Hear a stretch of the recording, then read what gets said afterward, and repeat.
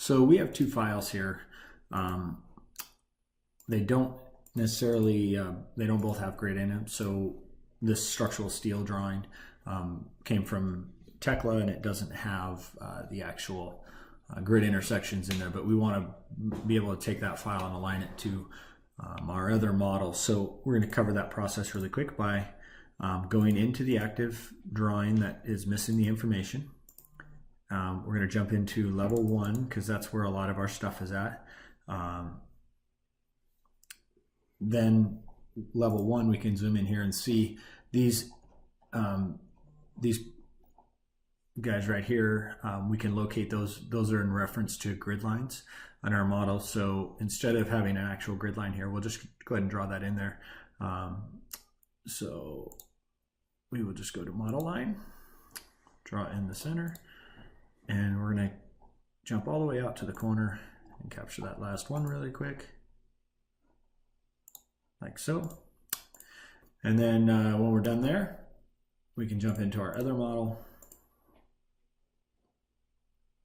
let it load up, and we will jump into our level 1 view.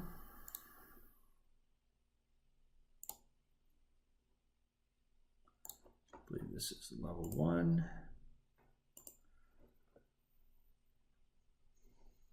This will have the same location. So here's our first point that's there, and here's our second point. So what we're going to do is just go to Autodesk Point Layout, and we're going to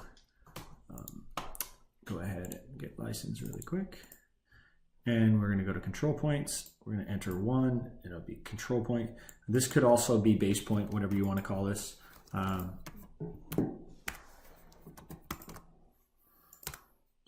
Doesn't matter. And then it's going to be place points. And then we'll just say work plane. And we're going to come in here and actually capture that intersection there as our first point.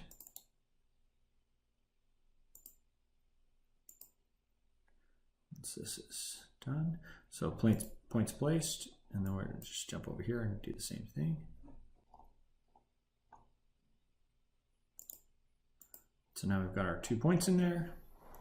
After that, tap escape on the keyboard, it put in both points, say done.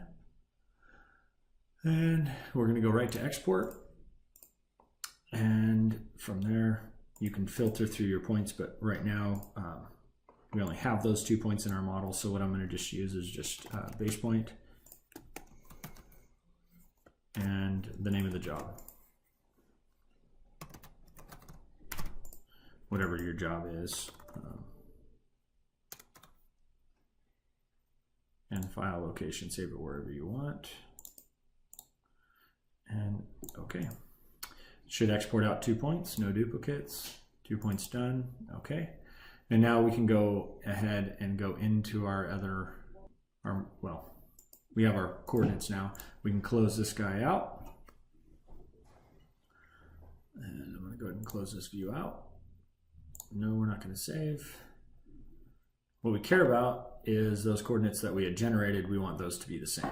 So how we fix that is come right up here to Autodesk Point Layout, and we go to coordinates. We're going to do decimal feet. We're going to say work plane. We are going to first point of origin is going to be that location, and it's going to say enter XYZ. I'm going to go grab that file that we just saved off and grab the coordinates for it. So copy those, and it's always easting first. So I'm just going to grab this, put it here, comma, go back to our model, our northing, Control V, and I'm going to say okay. And then it's going to ask for your second point. So we'll jump over to that location, grab that, and enter our second coordinate. Easting first, comma,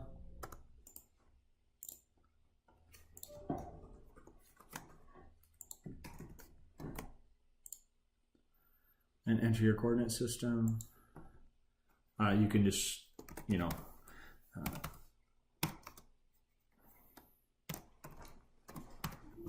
good enough. Now it's saved off and it says set current to this. We say yes. And now our models are aligned. So if you had a specific elevation, obviously you needed to align to, you could snap an elevation and enter that third, where when I entered easting, northing, you would add elevation instead of just doing 0. So we did not place an elevation with that. So if you needed to elevate the model as well, that's what you would do, is you would select that top of plate information, top of embed or top of anchor bolt information, however that would be, and then just update your elevation. And that would, because this top of plate elevation is a known elevation, so you could move the model to that.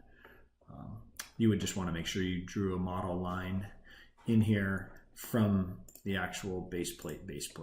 So right from that guy right there.